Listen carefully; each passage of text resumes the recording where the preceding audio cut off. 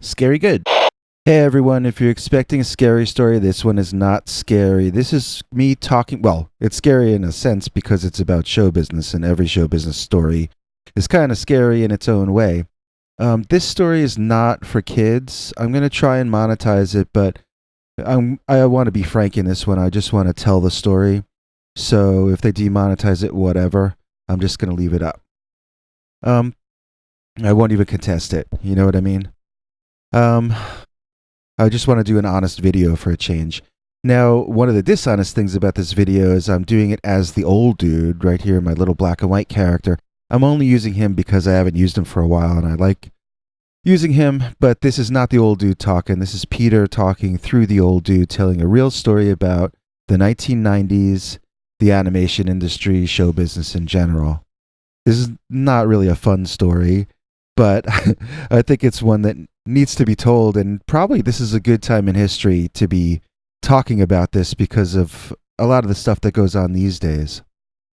So, I had a partner back then. He and I developed these cartoon characters and this concept, and we were pitching it around, and we ended up at Jumbo Pictures before it was owned by Disney when they used to do Doug. They had just done, I think, the first season of Doug, the original version of Doug, with Billy West and all that, the original.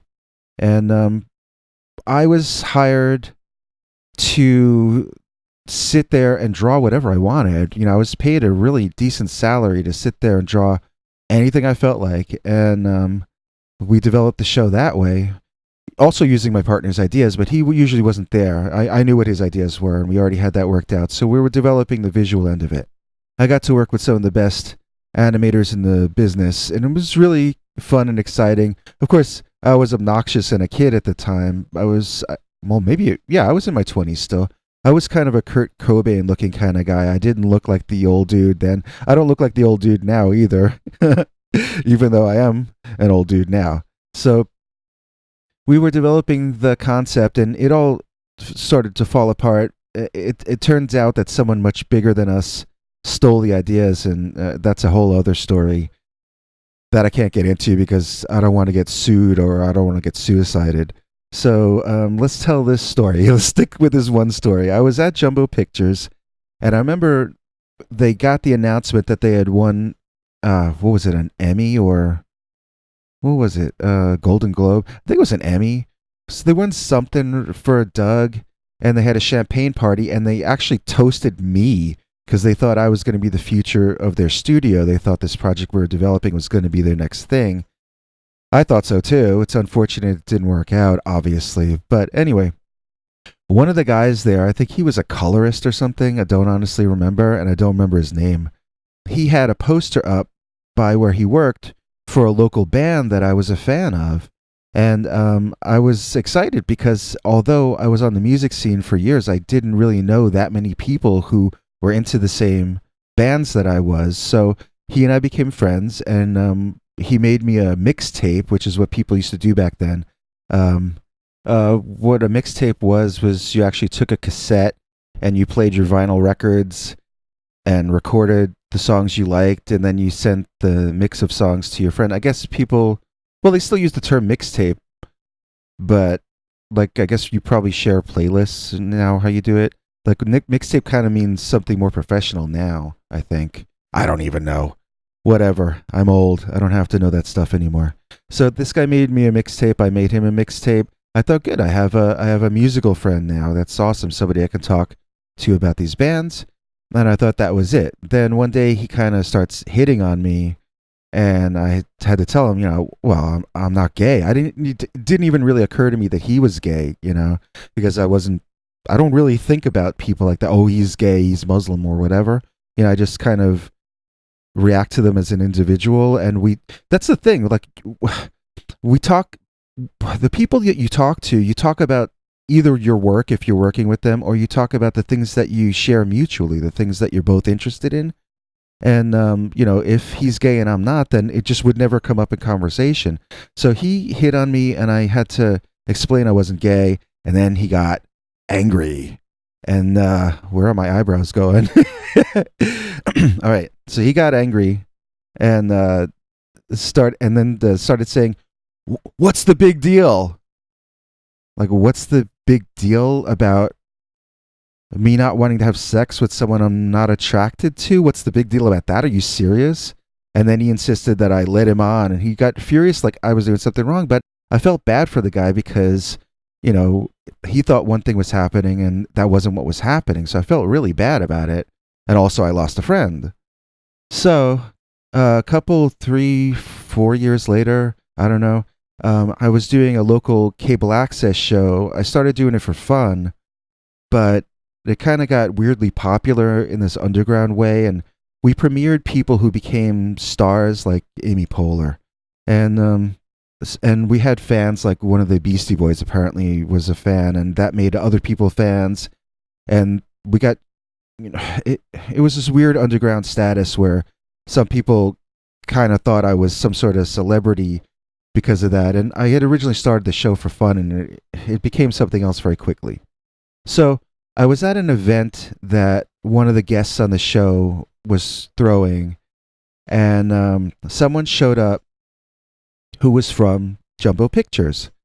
And like I said, this is years ago. This is before Disney bought them. And he invited me to come back to Jumbo, and he was very friendly. I was like, okay, sure, you know. And he told me the date and time I should show up, and they were going to give me a tour of the facilities, and then someone wanted to talk to me or something, he said. And I was like, yeah, yeah, okay, whatever. So I showed up, got a tour. Some of the old artists from the old days were still there, and I got to talk to them. And that was nice.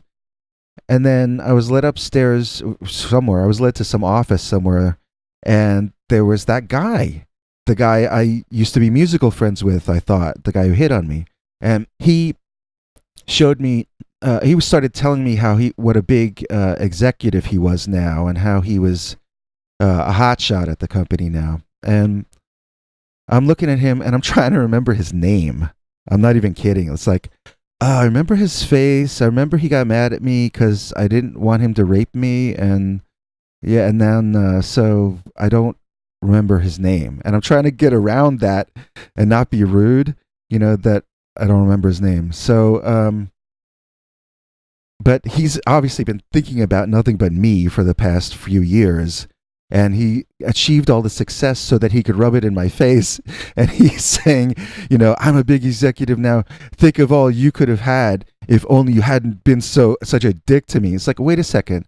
So you're admitting you sexually harassed me on the job. You're admitting you're a sexual predator, and you're telling me that I'm a bad person because I didn't allow you to rape me and sexually harass me on the job, right? But I'm thinking that stuff, but I'm not saying it because I really feel bad for this guy and I kind of pity him. And the thing is, like, he thinks that I'm like these other people, like I want success. Oh my God, I want status so badly. But I don't. I don't belong to any tribe. I don't gain status. You know, I don't. I'm a rogue. I don't have status. I can't have status because I'm not in a tribe. So I don't compete with other artists, and I don't compete for success. I do what the hell I want to do. I do what I like to do. You know. And so he's basically saying, if only you would allowed me to rape you, you would have a day job now, right? That's what it amounted to. So, anyway, there's your show business story for the day. And I think it's relevant now because I was just reading about some 19-year-old kid that does makeup or something. And I saw CNN ran an article about this. So I actually read the CNN article. I'm not recommending CNN at all, but I saw they wrote an article about a spat between teenagers on YouTube. And apparently, what this guy did wrong that everyone's mad at him about is he expressed the desire to make it with some guys that he was attracted to, whether they were gay or not.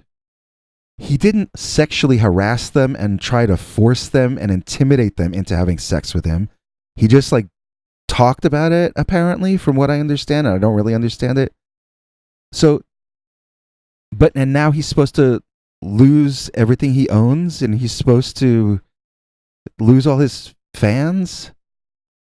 And I don't understand that at all.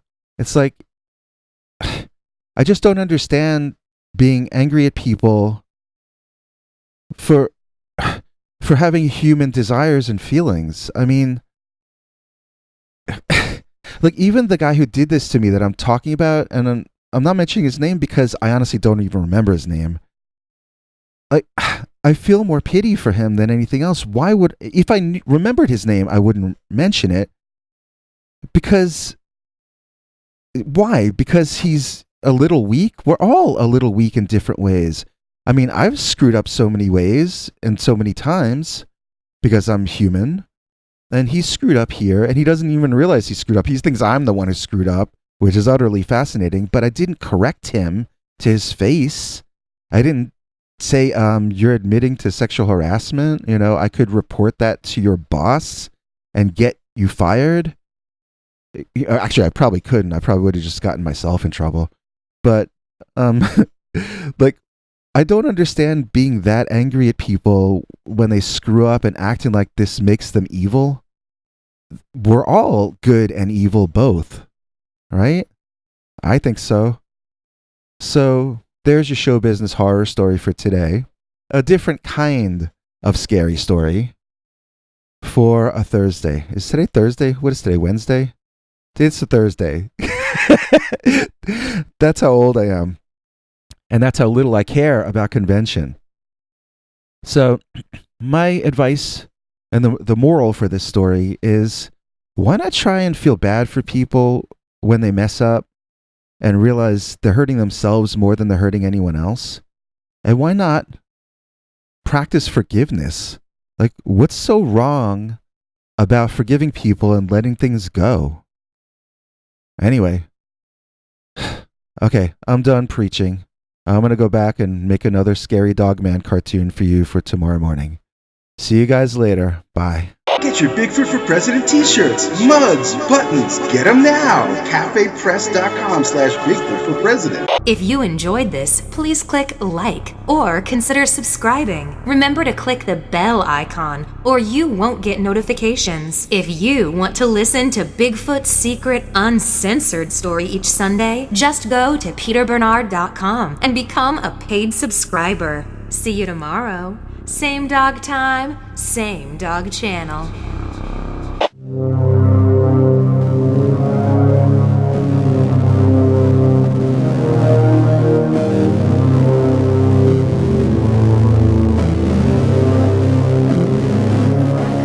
Come back for more scary stories.